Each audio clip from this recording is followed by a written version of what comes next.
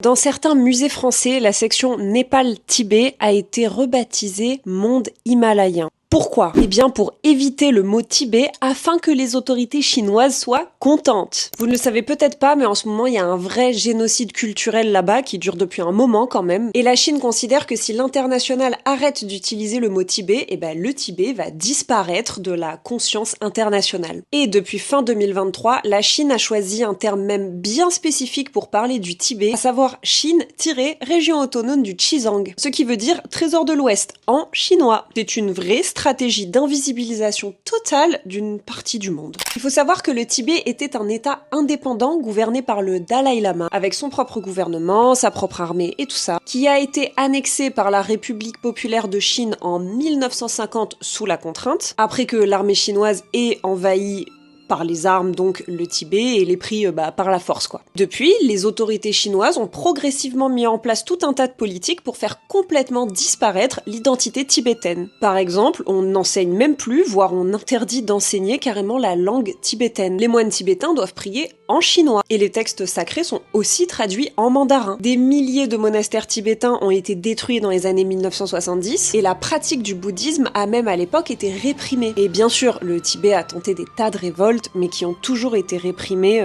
dans le sang et la violence. Aujourd'hui, le Tibet est sous un strict contrôle chinois, avec une répression sévère des identités culturelles et religieuses. Et cette volonté d'effacement culturel, vous l'avez vu, elle va bien au-delà des frontières de la Chine. Et en France, on a donc eu des musées qui ont adopté la terminologie en accord avec les exigences de Pékin en appelant le Tibet monde himalayen ou région autonome de Xizang. Heureusement, le musée du Quai Branly, qui a été très critiqué pour ça, a annoncé en octobre 2024 que finalement il revenait à l'appellation Tibet, heureusement, parce qu'un nom c'est très important et c'est même capital pour la reconnaissance d'une part et la préservation de l'identité culturelle du Tibet.